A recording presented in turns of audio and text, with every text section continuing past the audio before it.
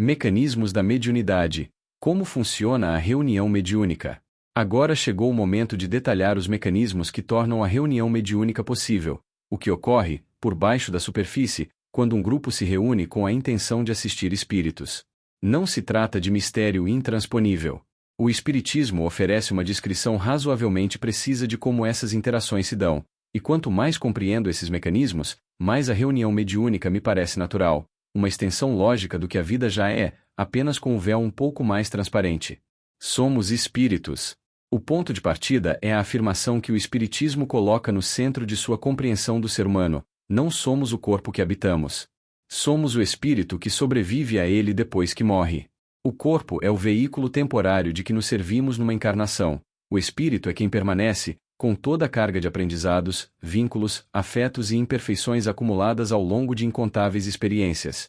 Como seres imortais, nos manifestamos alternadamente em dois estados fundamentais: como encarnados, quando estamos provisoriamente revestidos pelo invólucro material para vivenciar provas e missões da vida física, e como desencarnados, que é nossa condição normal no mundo espiritual, livre das limitações orgânicas. O trânsito entre esses dois estados ocorre por meio de duas etapas profundas de transição. A primeira é a reencarnação, processo que se inicia na concepção, quando o perispírito se liga gradualmente ao germe em formação, estabelecendo uma união que se consolida no nascimento.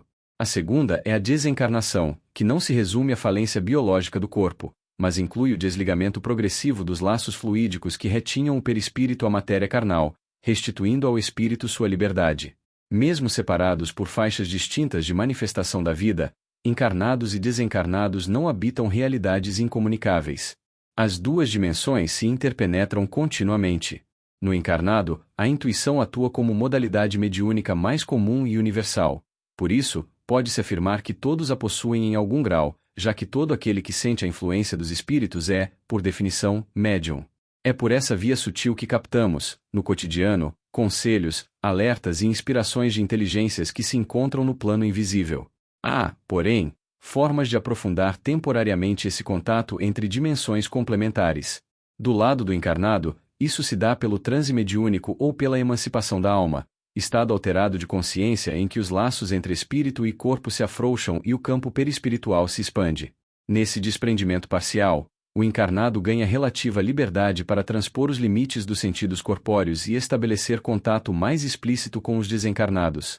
Do lado do desencarnado, também é possível uma aproximação mais direta da esfera física por meio do adensamento do perispírito, quando o espírito atua sobre os fluidos elementares e combina suas energias com o fluido vital animalizado exteriorizado pelo médium e pelo ambiente. Toda essa interação transdimensional, que vence diferenças de faixa vibratória entre matéria e espírito, tem uma via principal de comunicação que prescinde das palavras: o pensamento. O pensamento como meio de comunicação elementar dos espíritos.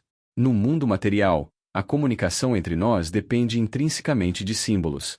Recorremos a palavras faladas ou escritas, a gestos e expressões do rosto e do corpo, a imagens desenhadas ou registradas, na tentativa de traduzir o que se passa no íntimo. Nesse processo há sempre uma relação entre o veículo exterior, o símbolo, e o significado, a ideia em si. Mas essa roupagem é, em geral, lenta, e esbarra nas limitações dos sentidos físicos, na imprecisão da linguagem e na distância que separa quem emite de quem recebe. Nas dimensões espirituais, a essência da ideia dispensa, em grande medida, essa mediação grossa. O pensamento funciona como linguagem universal, transmitindo sentido de mente a mente com uma imediação que o corpo, sozinho, não alcança. Contudo, é equívoco supor que o pensamento se reduza à abstração vazia. Ele é força viva, emissão concreta de energia, e carrega uma forma incrivelmente rica.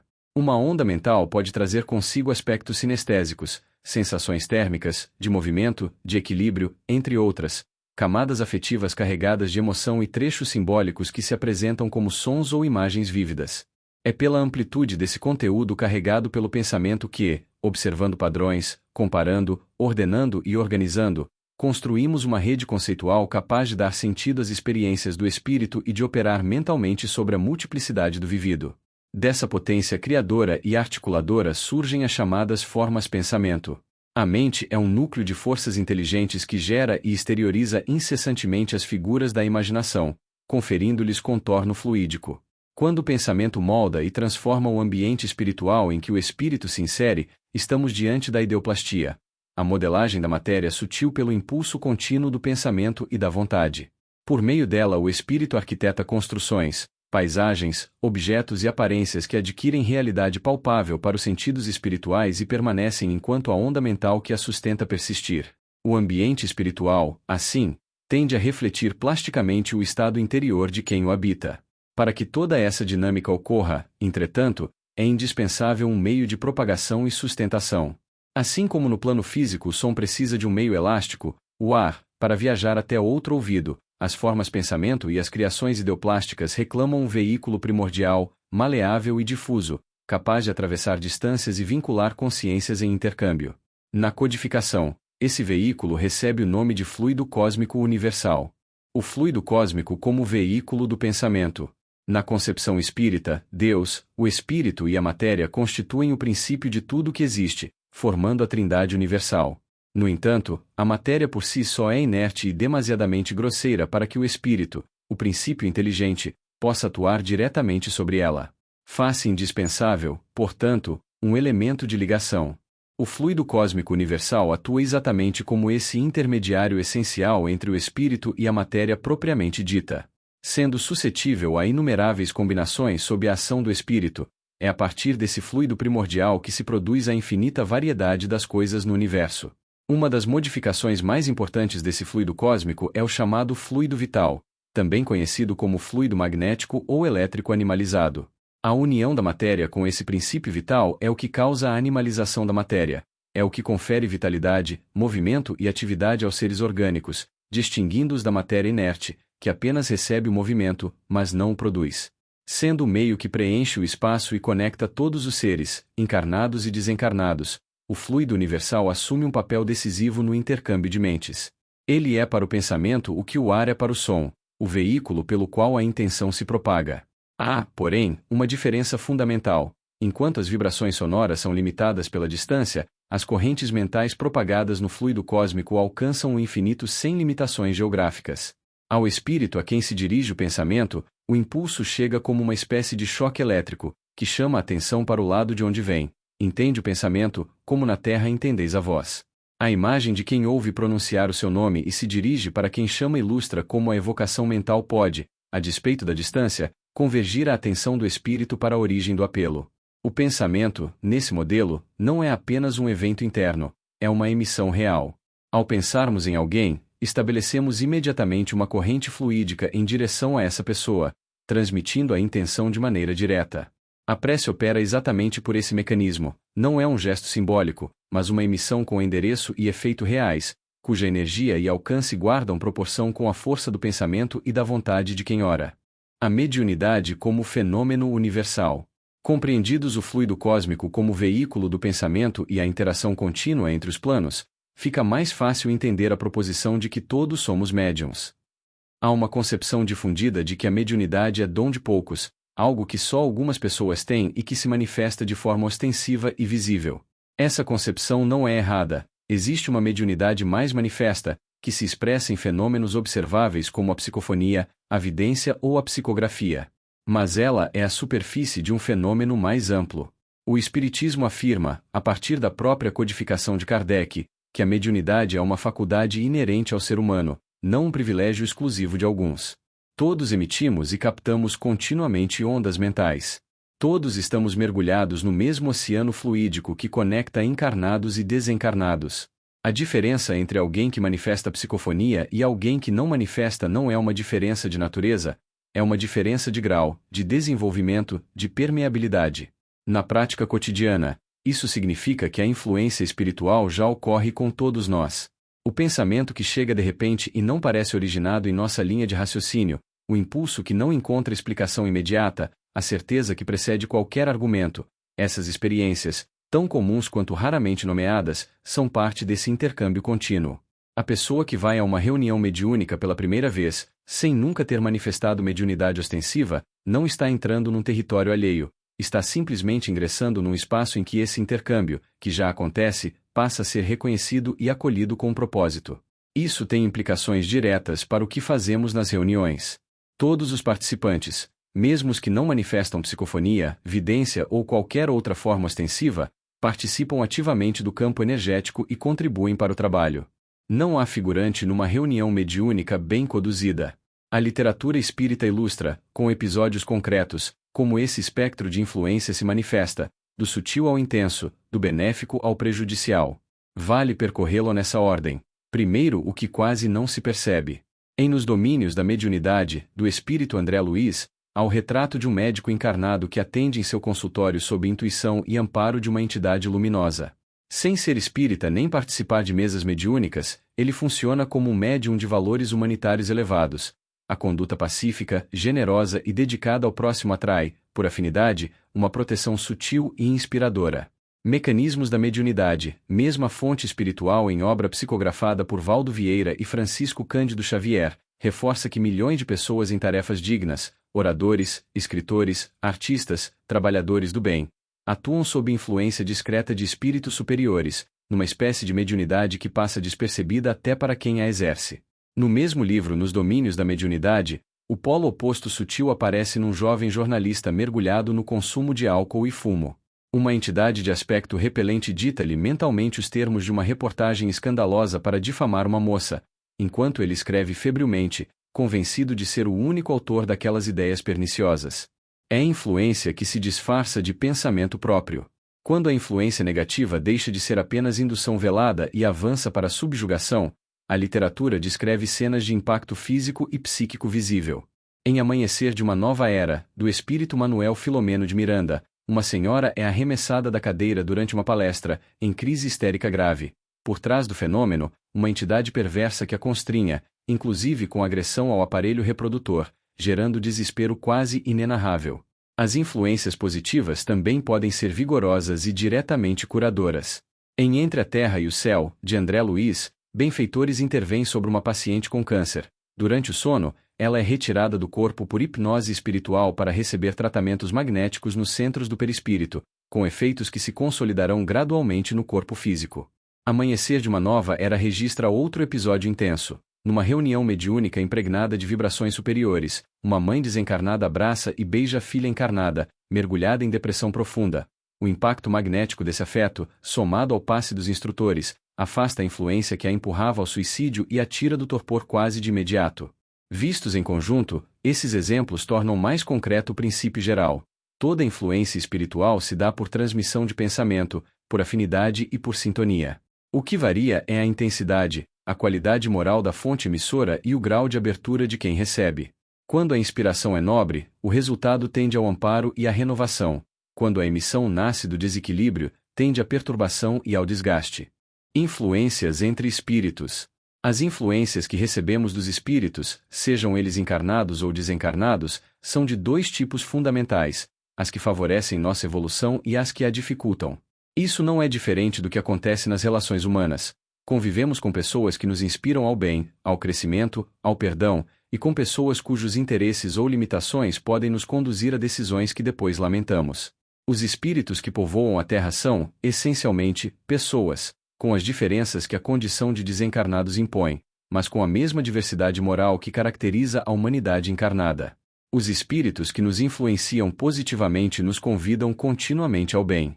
Sustentam-nos nas provas, favorecem boas decisões, nos encorajam quando fraquejamos, nos alertam quando estamos nos desviando. Não atuam por imposição. Sua influência costuma chegar como um pensamento que parece próprio, uma sensação que orienta, uma intuição que se confirma depois. A atribuição dessas influências a uma origem espiritual não é uma necessidade. Podemos viver bem sem nomeá-las. Mas compreendê-las nos ajuda a reconhecer que estamos menos sozinhos do que parece. As influências que nos prejudicam vêm de espíritos que, por ignorância, sofrimento acumulado, rancores não resolvidos ou simplesmente pelo grau de evolução em que se encontram, interferem de formas que vão da simples indução a pensamentos perturbadores até, nos casos mais severos, o que a literatura espírita chama de obsessão. A obsessão não é uma raridade exótica reservada a casos extremos, é um espectro que inclui desde influências morais sutis, induzir ao desânimo, ao ciúme, ao ressentimento, até a subjugação mais intensa das faculdades do indivíduo. Que isso ocorra não é motivo de alarme nem de passividade. É um dado da condição humana que a compreensão espírita nomeia, e que a prática mediúnica, conduzida com seriedade moral, nos ajuda a atravessar com discernimento. Sintonia e afinidade. O princípio que governa como as influências espirituais se estabelecem pode ser resumido numa lei que o Espiritismo descreve com precisão e que a experiência confirma: semelhante atrai semelhante. A aproximação e a qualidade de qualquer troca fluídica dependem da afinidade entre os campos envolvidos, tanto dos fluidos propriamente ditos quanto dos sentimentos e intenções que os animam. Não é uma metáfora. É uma lei de funcionamento do universo fluídico. Espíritos que vibram numa faixa semelhante se reconhecem e se alcançam com mais facilidade. Um espírito de grande elevação moral pode, por caridade, descer a faixas mais densas, como um médico que vai ao hospital sem ter a doença do paciente. Mas a comunicação mais espontânea ocorre entre semelhantes, e é por isso que o estado interior do médium e dos participantes do grupo não é indiferente para a qualidade do que se manifesta numa reunião. Esse princípio de afinidade e sintonia não opera num único sentido. As influências fluídicas e espirituais percorrem 4 caminhos distintos, cada um com suas dinâmicas próprias. A influência dos encarnados sobre os desencarnados. Os encarnados têm um papel ativo no estado dos que já partiram, algo que a cultura materialista tende a ignorar, mas que o Espiritismo descreve com detalhes. Uma prece sincera, um pensamento de piedade, um gesto de caridade irradiam correntes fluídicas que alcançam os desencarnados em aflição e podem proporcionar alívio imediato. A literatura espírita está repleta de relatos de espíritos que descrevem, do outro lado, o efeito de orações recebidas, como a luz de uma lanterna que chega numa sala escura. No contexto das reuniões mediúnicas, esse mecanismo se intensifica. Quando o espírito em sofrimento se acopla ao médium, ocorre o que a literatura espírita denomina choque anímico, uma transferência de fluido vital animalizado que atenua o estado de torpor do desencarnado, ameniza a dor que o mantém preso às suas fixações mentais e cria uma abertura para que ele possa perceber sua condição com mais clareza. Em sentido inverso, os encarnados também podem dificultar o processo de transição dos que partiram. Manifestações de luto excessivo, amor possessivo que se recusa a soltar quem morreu, raiva ou desejo de vingança dirigidos a um desencarnado, tudo isso emite ondas que alcançam o espírito-alvo e produzem perturbação real, dificultando seu reequilíbrio no novo plano. O amor que aprisiona pode ser tão danoso quanto a indiferença. A influência dos desencarnados sobre os encarnados. Esta é, talvez, a vertente mais estudada e descrita na literatura espírita. Os espíritos desencarnados atuam continuamente sobre os encarnados, para o bem ou para o mal, segundo a afinidade que os une. Os benfeitores, guias, mentores, protetores, intervêm de formas que vão da inspiração intuitiva à proteção direta em momentos de perigo, passando pela preparação de ambientes antes dos trabalhos mediúnicos, pela aplicação de passes magnéticos e pela formação de barreiras fluídicas que dificultam investidas contrárias. No extremo oposto, a interferência prejudicial de desencarnados configura o amplo campo da obsessão.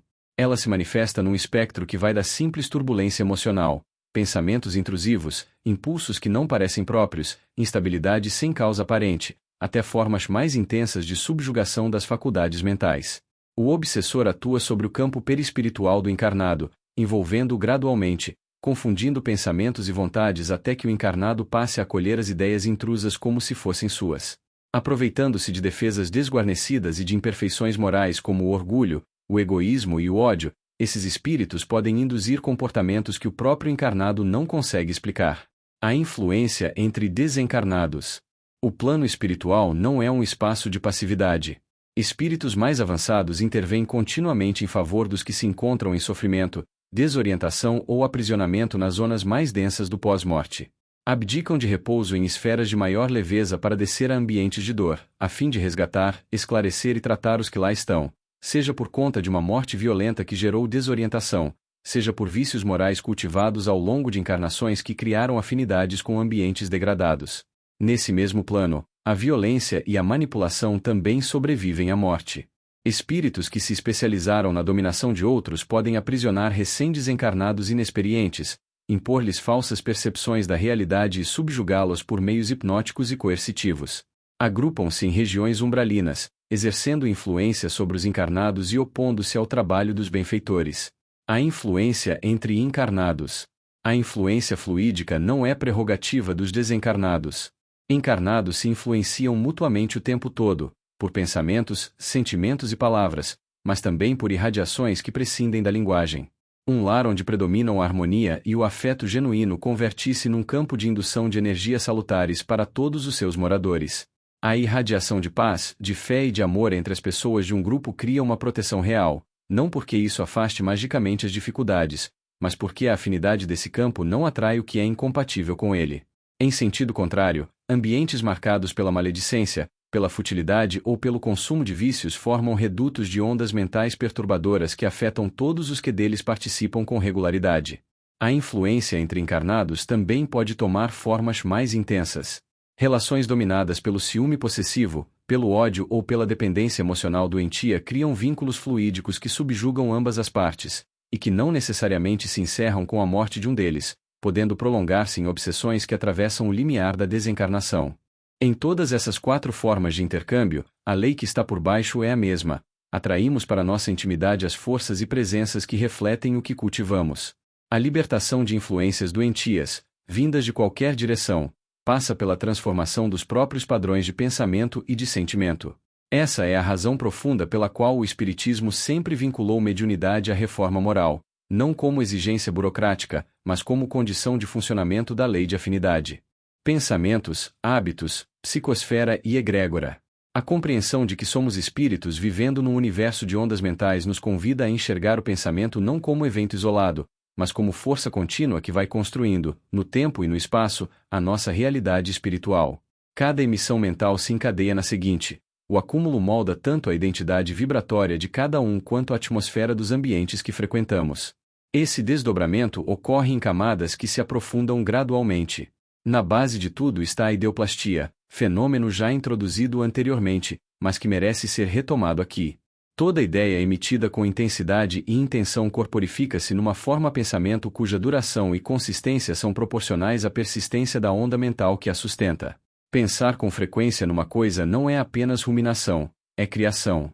A mente exteriorizando um plasma sutil que ganha contorno e vida no plano fluídico, sendo atraída de volta para quem a gerou. Se o pensamento habitual é de amor e benevolência, ele retorna como campo de harmonia e atrai o que é afim. Se é de rancor, medo ou autocomiseração crônica, cria ao redor do espírito um tecido de vibrações que o aprisiona e que, não raramente, degenera em formas de auto-obsessão, o espírito preso nas malhas das próprias criações mentais. A repetição transforma o pensamento em hábito, e o hábito imprime marcas permanentes no perispírito. O perispírito assimila os fluidos com que convive da mesma forma que um tecido absorve o que o permeia com frequência, vagarosamente, mas de modo duradouro. Com o tempo, os pensamentos mais cultivados deixam de ser apenas impulsos e tornam-se qualidades da própria estrutura fluídica do espírito, parte constitutiva de quem ele é. Daí a importância da reforma moral não ser apenas uma obrigação ética, mas uma necessidade de funcionamento. Mudar o que se pensa e o que se sente é mudar, literalmente, o estado em que se está no plano espiritual. Ao redor do perispírito, articulando essas irradiações que se acumulam, forma-se o que a literatura espírita denomina psicosfera ou aura, uma carapaça fluídica que externaliza de forma condensada os padrões mentais e os desejos que habitam o mundo íntimo de cada um. Ela funciona como o primeiro ponto de contato nas trocas com outros espíritos, uma espécie de apresentação silenciosa que precede qualquer palavra. Aproximamo-nos de certas pessoas e sentimos imediato alívio ou imediato desconforto. A explicação fluídica está na troca entre as psicosferas. Quando a psicosfera está impregnada de vícios, crueldade ou mágoas não resolvidas, ela adensa-se com fluidos pesados que atraem companhias de natureza semelhante e favorecem o parasitismo espiritual. Quando é cultivada pela oração, pela caridade e pela sinceridade moral, repele naturalmente as influências incompatíveis e atrai o amparo de espíritos benfeitores. Quando várias psicosferas individuais se reúnem no mesmo espaço com intenção comum, ocorre uma fusão de campos que forma o que chamamos de egrégora, a psicosfera coletiva do grupo. A assembleia comporta-se como um ser único, cujas propriedades resultam da combinação dos pensamentos de todos os seus membros. Quanto mais coesa for essa intenção, quanto mais os participantes estiverem sintonizados entre si e com o propósito do trabalho, mais potente e mais uniforme se torna esse campo. Efigênio S. Vitor descreve como esse centro mental definido forma um vasto reservatório de plasma vital do qual os benfeitores espirituais retiram os recursos para suas intervenções, e como a qualidade moral dos presentes determina diretamente o que pode ser feito com esses recursos. O reverso também é verdadeiro. Uma egrégora composta por atenção dispersa, tensões não resolvidas entre membros do grupo, pensamentos que oscilam entre o trabalho e preocupações pessoais, fragmenta o campo e dificulta a atuação dos benfeitores, não por punição, mas porque não se constrói uma corrente com fios interrompidos. Por isso, grupos mediúnicos sérios investem nas relações entre os membros, na resolução de conflitos e no cultivo de afeto genuíno fora das reuniões. A egrégora não começa quando se senta à mesa. Ela já existe nos vínculos que os participantes sustentam nos dias que passam fora dela. A evolução espiritual, vista por esse ângulo, é a qualificação contínua desse fluxo de energia. O espírito constrói o próprio ambiente primeiramente no recôndito da mente, materializa-o em hábitos, impregna a aura com suas escolhas e, por fim, coparticipa da criação da atmosfera espiritual do mundo em que vive. Espíritos e ambientes no plano espiritual. Compreendendo que o pensamento gera formas ideoplásticas e que os hábitos constroem a psicosfera individual e a egrégora coletiva, podemos transpor esses mesmos princípios para a estruturação do próprio plano espiritual. A transição biológica da morte não possui o poder de transformar a natureza moral do espírito. Ao desencarnar, ele não altera a faixa de sintonia que construiu ao longo da vida. Transfere para a nova dimensão exatamente as mesmas conquistas, vícios, afinidades e fixações emocionais que cultivava na matéria. A diferença é que, nessa nova condição, o ambiente responde com uma sensibilidade muito maior ao que ele emite, os freios físicos desaparecem e os estados interiores se tornam, de forma mais direta, o ambiente que se habita. É a partir dessa lei de afinidade que o plano espiritual se organiza em faixas vibratórias distintas, cada uma correspondendo ao estado moral médio de seus habitantes. Essas faixas mantêm uma relação contínua e viva com os trabalhos desenvolvidos nas reuniões mediúnicas, seja pela necessidade de socorro que algumas delas geram, seja pelo amparo e pela coordenação que outras oferecem. Nas esferas mais próximas à crosta terrestre, agrupam-se espíritos ainda fortemente vinculados aos padrões que cultivaram na vida física, vícios, rancores não resolvidos, apego a ambientes e pessoas que deixaram para trás, ou simplesmente a desorientação de quem ainda não compreendeu que morreu. Por lei de afinidade, esses espíritos se encontram com outros em estado semelhante. A força mental coletiva desses agrupamentos age sobre os fluidos do ambiente, ideoplastizando egrégoras que refletem com fidelidade o estado íntimo de seus habitantes. Ambientes de angústia, de turbulência ou de uma monotonia pesada que os mantém presos às mesmas obsessões que construíram em vida. Esses espíritos se relacionam com as reuniões mediúnicas de formas variadas. Quando o sofrimento ou o esgotamento abre alguma brecha de receptividade, um momento de dúvida, um lampejo de arrependimento, a saudade de alguém amado, os benfeitores aproveitam a abertura para encaminhá-los ao intercâmbio mediúnico. No contato com o médium, recebem fluidos salutares que podem quebrar parcialmente as fixações mentais que os prendem, e o diálogo com o doutrinador oferece a orientação mínima necessária para que comecem a se reorientar. Esses são os resgates espirituais e os trabalhos de desobsessão que compõem boa parte do que se faz numa reunião mediúnica de assistência. Há, porém, espíritos que rejeitam ativamente a intervenção. Inteligências cristalizadas em propósitos de vingança ou de dominação sobre encarnados podem se opor com vigor aos trabalhos mediúnicos, porque a reunião representa um obstáculo concreto. Ela liberta as vítimas da sua influência, desfaz os vínculos que os sustentam e frustra seus projetos. Esses espíritos podem tentar desestabilizar o ambiente, perturbar os médiuns ou provocar conflitos entre os participantes do grupo. O modo mais eficaz de lidar com essa resistência não é o confronto direto, é o que já descrevi antes. A qualidade moral do grupo, a egrégora de fé e caridade, a intenção sincera de auxiliar sem forçar. Ambientes fluídicos incompatíveis simplesmente não oferecem a eles o campo necessário para agir. No sentido oposto, nas faixas vibratórias mais elevadas, organizam-se as chamadas cidades espirituais, egrégoras plasmadas pelo convívio fraterno, pelo estudo das leis de evolução e pelo trabalho ativo em favor de encarnados e desencarnados em dificuldade. Espíritos que já avançaram suficientemente em sua jornada moral habitam esses ambientes, preparando-se para novas encarnações ou desenvolvendo programas de assistência que operam em múltiplos planos simultaneamente. A relação dessas esferas superiores com as reuniões mediúnicas é de coordenação, suporte e, pode-se dizer, engenharia espiritual. Uma reunião mediúnica séria constitui um ponto de intersecção entre os planos, e os benfeitores chegam a ela com preparo e com funções específicas. Alguns atuam na manutenção do campo magnético do ambiente, criando barreiras vibratórias que filtram o que entra. Outros aplicam recursos para o tratamento de lesões perispiríticas nos espíritos que chegam em sofrimento. Há os que se especializam no diálogo com comunicantes de diferentes perfis, Cada tipo de espírito perturbado requer uma abordagem que os benfeitores conhecem melhor do que os encarnados. Há ainda os que se denominam arquitetos espirituais, responsáveis pela criação dos quadros ideoplásticos terapêuticos, ambientes fluídicos provisórios que reconstituem cenários familiares ao espírito assistido, ativando memórias e abrindo brechas para o reconhecimento da própria condição. A reunião mediúnica, vista por esse ângulo mais amplo, deixa de parecer um evento pontual entre encarnados e passa a revelar sua verdadeira escala, um ponto de encontro entre faixas distintas do plano espiritual, onde necessidade e capacidade se encontram, onde sofrimento e auxílio se cruzam, onde a lei da afinidade, que normalmente mantém cada espírito no nível que construiu, é temporariamente tensionada pela caridade, que desce onde não seria obrigada a ir. Cura e adoecimento espiritual. Já vimos que o pensamento constrói a psicosfera individual e que a morte não altera a faixa de sintonia que o espírito cultivou em vida. Segue-se uma pergunta que todo praticante da reunião mediúnica acaba se fazendo em algum momento: se os benfeitores possuem conhecimento avançado e pleno domínio sobre os fluidos, por que não promovem a cura definitiva dos espíritos sofredores por conta própria, sem precisar de médiuns encarnados? A resposta revela algo central sobre como a cura espiritual funciona. Os benfeitores podem, de fato, envolver um espírito em sofrimento com atmosferas de paz, projetar quadros mentais balsâmicos e aplicar energias magnéticas de alívio imediato. Esse recurso é real e frequentemente utilizado. Mas essa força que vem do exterior age como um anestésico, não como uma cura. O motor mais potente da vida mental reside no próprio ser. O espírito não cessa de pensar um único instante. Se a mente do paciente continua gerando rancor, culpa ou revolta, ela desfaz rapidamente o que os benfeitores construíram ao seu redor. O terreno volta ao que era, porque o que sustenta o estado do espírito não é o que lhe vem de fora, mas o que ele próprio alimenta por dentro. O mesmo princípio explica a instalação da obsessão, e é útil enxergar os dois fenômenos juntos, porque são faces opostas da mesma mecânica.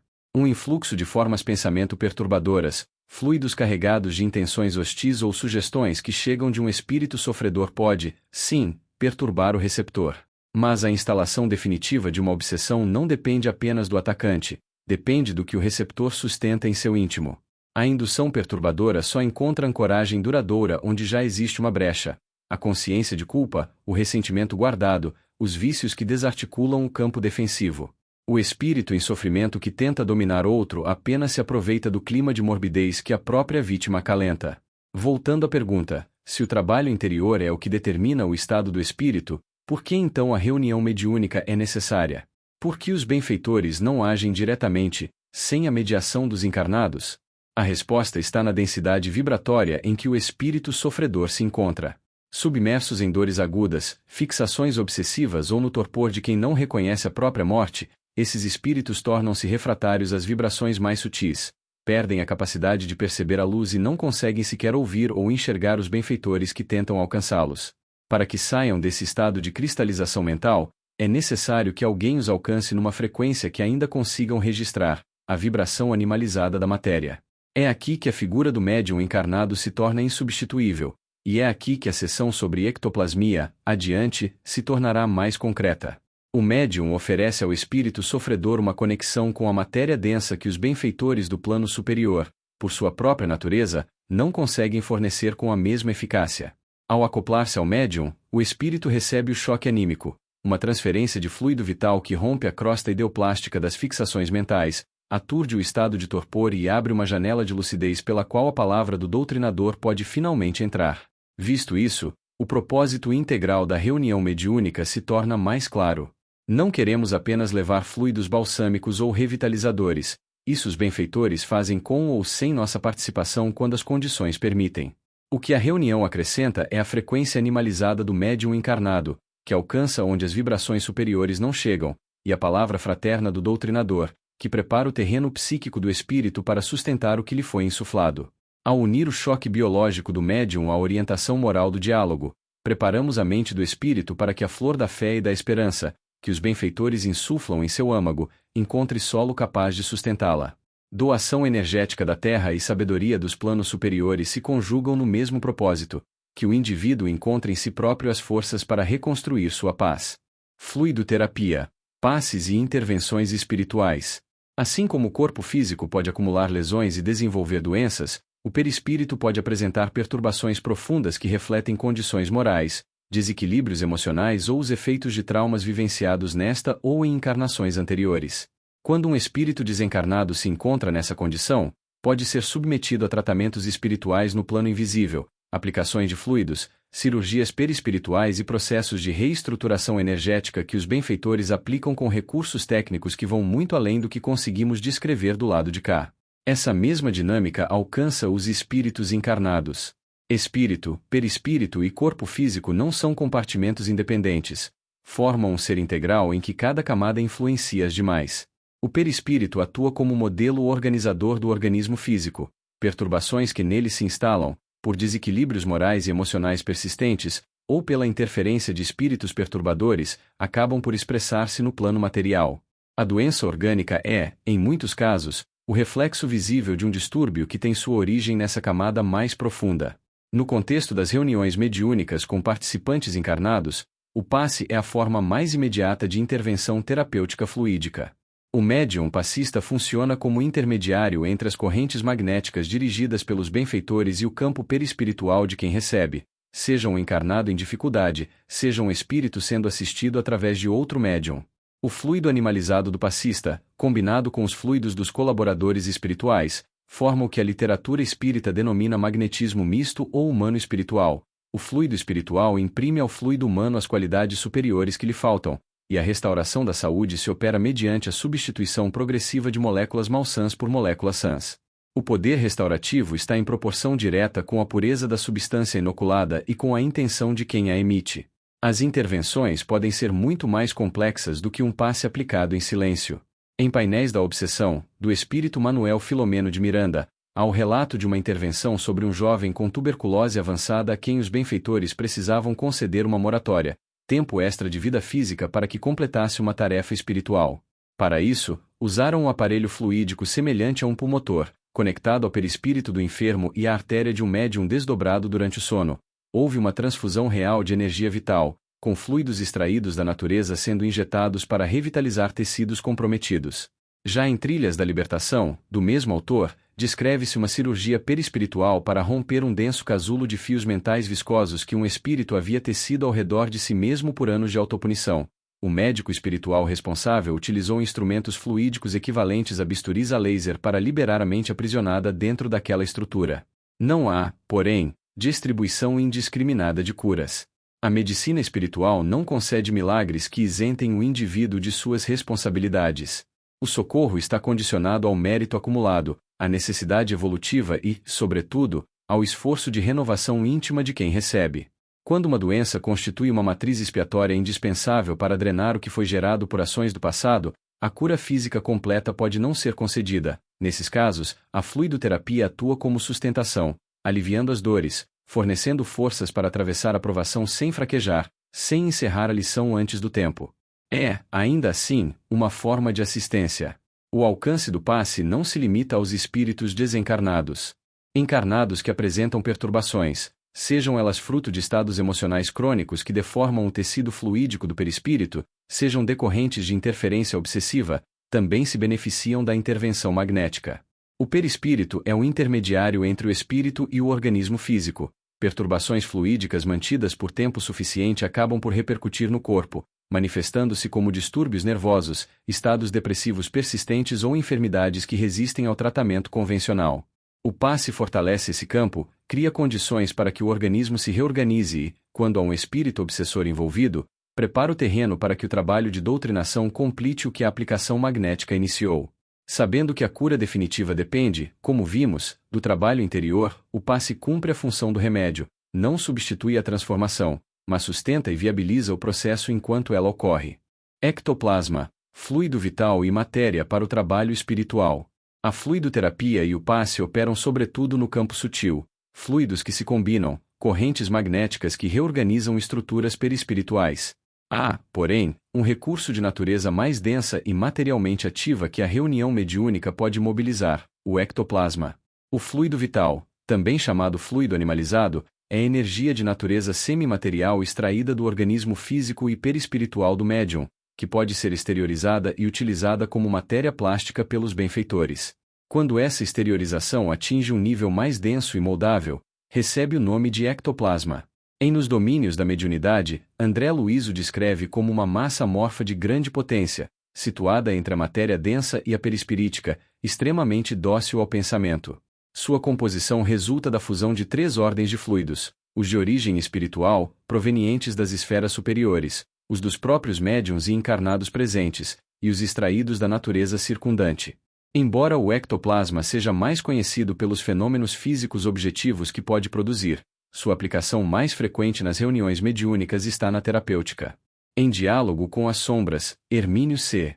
Miranda relata que deformações perispirituais muito graves, espíritos que se apresentam com membros mutilados ou em estado de zoantropia, com aparência animalesca resultante de anos de degradação moral intensa, exigem o concurso de médiuns de efeitos físicos.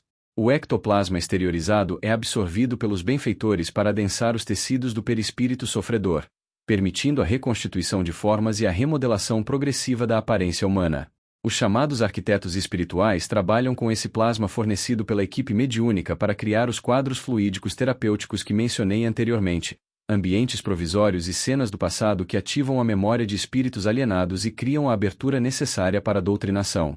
O médium, portanto, não oferece apenas atenção e disponibilidade, oferece substância. Seu campo energético é recurso real do qual os benfeitores se servem, e isso tem consequências práticas. Após certas reuniões, médiuns podem sentir cansaço físico genuíno, proporcional ao que foi exteriorizado. A qualidade do que se fornece importa tanto quanto a quantidade. Quando o médium ou outros membros da equipe cultivam paixões inferiores, nutrem pensamentos perturbadores com regularidade ou consomem substâncias que degradam o organismo, os fluidos que oferecem tornam-se pesados e de difícil utilização para fins elevados, obrigando os benfeitores a despender esforço na limpeza do campo antes de qualquer trabalho útil. O equilíbrio orgânico e principalmente moral favorece para que a energia vital do médium seja um recurso aproveitável nas mãos da espiritualidade. Os mecanismos de conexão. Como o espírito alcança o médium. Percorridos os princípios das influências, dos campos fluídicos, dos ambientes espirituais e da terapêutica, chegamos agora à pergunta sobre o mecanismo mais direto. Quando um espírito se comunica através de um médium, o que exatamente acontece do ponto de vista técnico?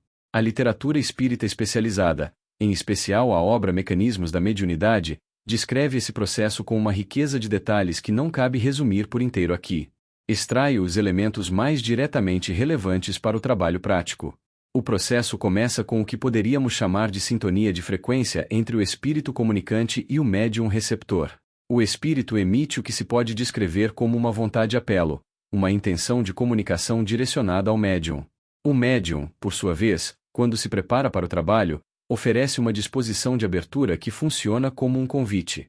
Quando essa sintonia se estabelece, o que ocorre é um acoplamento perispirítico. Os perispíritos dos dois espíritos, o comunicante e o médium, se interpenetram pelas extremidades de seus campos fluídicos, criando uma ligação que é ao mesmo tempo energética e informacional.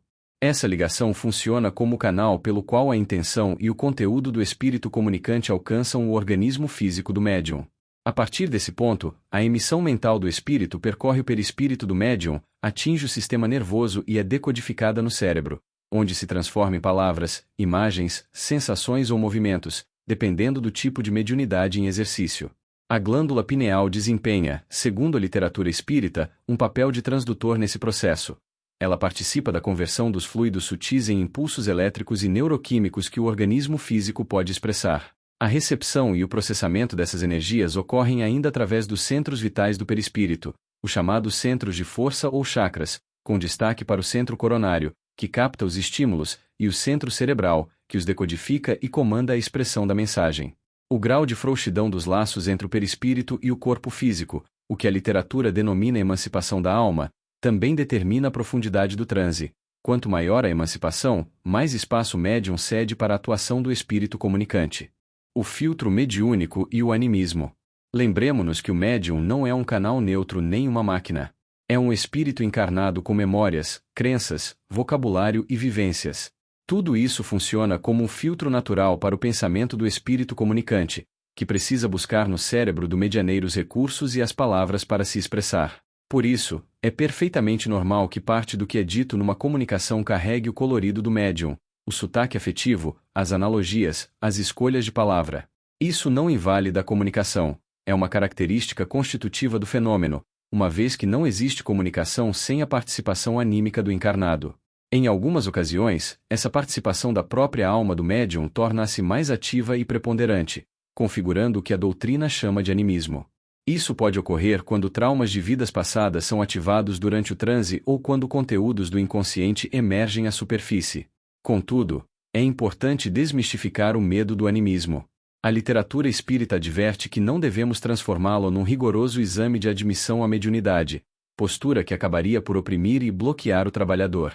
O animismo atua, muitas vezes, como uma oportuna catarse, auxiliando o próprio médium a liberar tensões profundas e a recobrar sua harmonia íntima.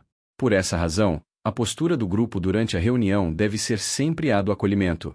Independentemente de a expressão ser de origem mediúnica ou puramente anímica, o manifestante deve ser ouvido e tratado com a mesma solicitude e carinho dispensados aos espíritos sofredores. O dirigente jamais deve interromper, reprimir ou analisar criticamente a comunicação no momento em que ela ocorre. A suspeita excessiva de animismo gera no ambiente uma irradiação de desconfiança que aturde o médium, rompe a sintonia e prejudica o transe. Reconhecer a presença do animismo não é desqualificar a mediunidade, mas compreendê-la com honestidade e afeto. O amadurecimento ocorre de forma natural. Amparado pelo amor do grupo e sem o peso de cobranças paralisantes, o médium aprende gradativamente a distinguir suas próprias emoções das sugestões espirituais, tornando-se um instrumento cada vez mais transparente nas mãos dos benfeitores. Reflexo condicionado e preparação para o trabalho. Há um mecanismo mais sutil que vale mencionar: a predisposição que o médium e os participantes desenvolvem para o transe ou para a captação de determinadas faixas vibratórias, a partir de estímulos associados ao trabalho mediúnico. Assim como já falamos sobre o hábito, o trabalho mediúnico recorrente funciona como um músculo que guarda certo grau de memória do que aprendeu. Com o tempo, a repetição das mesmas atividades, a leitura inicial, a prece coletiva, a música de concentração, o ambiente conhecido, cria associações que facilitam a entrada no estado receptivo. O sistema nervoso aprende a responder a esses estímulos com uma disponibilidade que, nas primeiras reuniões, exigia mais esforço. Isso não é mecânico nem superficial, é simplesmente o desenvolvimento de uma competência que, como qualquer outra, se consolida pela prática regular. O lado de atenção desse mecanismo é a sugestão. A predisposição para o transe pode ser ativada por fatores externos sem que haja de fato uma comunicação espiritual genuína, especialmente quando o médium está em fase inicial de desenvolvimento e ainda não consolidou o discernimento entre o que vem de dentro e o que vem de fora. O ambiente, a expectativa do grupo, a voz do dirigente, todos esses elementos exercem influência sobre o estado mediúnico, para o bem ou para o mal. Daí a importância de um dirigente equilibrado, que estimule sem pressionar e que crie as condições para que as manifestações emergentes sejam acolhidas com serenidade. Intercessão e mérito, misericórdia e justiça na mesma balança. Há uma pergunta que, em algum momento, todo praticante da reunião mediúnica acaba encontrando, geralmente quando acompanha de perto o trabalho de assistência a espíritos em sofrimento. Se a misericórdia de Deus é real e os benfeitores possuem recursos de sobra para auxiliar, por que a cura não vem de imediato? Por que o mesmo espírito pode retornar à reunião, semana após semana, sem transformação aparente? A resposta está na coexistência de dois princípios que, à primeira vista, parecem se contradizer: a intercessão e o mérito. A reunião mediúnica funciona, de fato, como um posto de pronto-socorro. A prece, a irradiação coletiva e o choque anímico do médium não são gestos simbólicos, são intervenções reais que alcançam os espíritos em sofrimento com efeitos concretos: alívio da dor, abertura de percepção, forças para enfrentar o processo de recuperação. Essa é a face da misericórdia. Ela desce onde a justiça não seria obrigada a ir, doa o que não foi merecido ainda, semeia esperança onde há apenas ruína. Mas a misericórdia não suspende a lei de causa e efeito. A prece e a assistência fluídica atenuam o sofrimento e criam condições para a transformação, não substituem a transformação em si. Se o espírito assistido retornar ao mesmo padrão de pensamento que o aprisionava, o trabalho realizado se dissolve, porque nenhuma força exterior pode sustentar, indefinidamente, o que o indivíduo continua desfazendo por dentro. O remédio alivia. Quem precisa mudar o estilo de vida é o paciente. É aqui que entra a soberania do livre-arbítrio. A justiça divina não opera por privilégios concedidos a pedido. Se assim fosse, desapareceria qualquer vantagem em trabalhar o próprio caráter, bastaria encontrar quem intercedesse com suficiente fervor. O que a reunião faz é abrir uma janela. Atravessá-la é uma decisão que só o espírito pode tomar. Cada consciência responde, em última instância, por si mesma. Essa compreensão ilumina também uma questão prática que frequentemente gera desconforto.